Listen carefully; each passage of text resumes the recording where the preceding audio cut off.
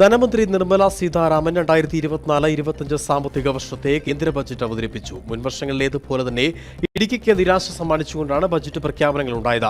ഇടുക്കിയുടെ നട്ടെല്ലായ കാർഷിക മേഖലയ്ക്ക് കൈത്താങ്ങാവുന്ന പ്രഖ്യാപനങ്ങൾ ഉണ്ടാവുമെന്നായിരുന്നു പ്രതീക്ഷ. പക്ഷേ ഇത് ഉണ്ടായില്ലെന്ന് മാത്രമല്ല, ദേശീയപാത വികസനം, എയർ സ്ട്രിപ്പ്, ടൂറിസം തുടങ്ങിയ മേഖലകളിലും കാര്യമായ പരാമർശം പോലും ഉണ്ടായിട്ടില്ല.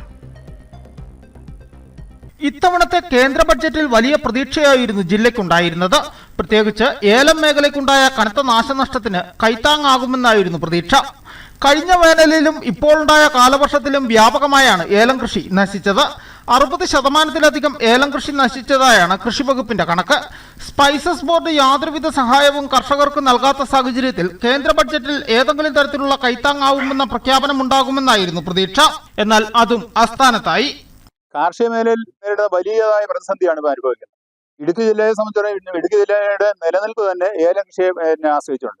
ഏലം കൃഷിയെ ആശ്രയിച്ചാണ് കേരളത്തിലെ ഇടുക്കി ജില്ലയിലെ തൊഴിലാളികളും അതുപോലെ തന്നെ അന്യ സംസ്ഥാന തൊഴിലാളികൾ ഉൾപ്പെടെയുള്ള തൊഴിലാളികൾ 10,000-കണക്കിന് ആളുകൾ ഈ ജീവിതം മുന്നോട്ട് നയിച്ചുകൊണ്ടിരിക്കുന്നത് ഏലകൃഷിയിലൂടെയാണ്. ഏലകൃഷിയെ ആശ്രയിച്ചുകൊണ്ട് കർഷകരെ സംബന്ധിച്ച് 10,000-കണക്കിന് കർഷകർ ഈ മേഖലയിൽ വലിയ പ്രതിസന്ധി അനുഭവിക്കുന്നു. ഈ പ്രതിസന്ധിക്കൊക്കെ പരിഹാരം കേന്ദ്ര ഗവൺമെന്റ് ഇന്ന് പ്രഖ്യാപിച്ചിരിക്കുന്ന ഈ ബജറ്റിലൂടെ എന്തെങ്കിലും നേട്ടം ഉണ്ടാകുമെന്ന് കാർഷിക മേഖല പ്രതീക്ഷിച്ചു. പക്ഷേ കാർഷിക മേഖലയിൽ എന്ത് ഗുണമാണ് ഈ കേന്ദ്ര ഗവൺമെന്റ് ഇന്ന് തയ്യാറാക്കിയിരിക്കുന്ന ഈ ബഡ്ജറ്റിലൂടെ എന്നുള്ളതിനെ കുറിച്ച് ഇവിടെ ആർക്കും മനസ്സിലാകുന്നില്ല. യാതൊരു തരത്തിലും യാതൊരു പരിഗണന ഉണ്ടായിട്ടില്ല. ഇവിടെ സ്പൈസസ് ബോർഡ് എന്ന് പറയുന്ന ഒരു വലിയ സംവിധാനമുണ്ട്.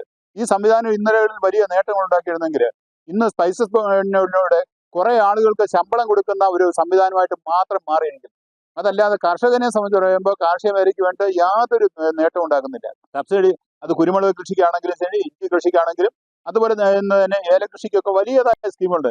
ഇന്ന് ഈ വകയായ ഒരു പദ്ധതികളുമില്ല. കേന്ദ്ര ഗവൺമെന്റ് തയ്യാറാക്കിയിരിക്കുന്ന നിർമ്മല സീതാരാമൻ തയ്യാറാക്കിയിരിക്കുന്ന ഈ ബജറ്റ് എന്ന് പറയുന്നത് കർഷകരെ അക്ഷരം പ്രതി വഞ്ചിക്കുന്ന ഒരു ബജറ്റാണിത്. മറ്റ് നാണ്യവിളകൾക്കും കാര്യമായ പരാമർശങ്ങളൊന്നും ഉണ്ടായില്ലെന്നാണ് കർഷകർ പറയുന്നത്. ഇതിനോടൊപ്പം തന്നെ ദേശീയപാത വികസനം, ടൂറിസം പദ്ധതികൾ, ജില്ലയുടെ സ്വപ്നമായ എയർ സ്ട്രിപ്പ്, വന്യജീവി മനുഷ്യ സംഘർഷ ലഘൂകരണം തുടങ്ങിയവയിലൊന്നും കാര്യമായ പ്രഖ്യാപനങ്ങൾ ഉണ്ടായില്ലെന്നാണ് പ്രാഥമിക വിലയിരുത്തൽ. News bureau, Udumbanchola.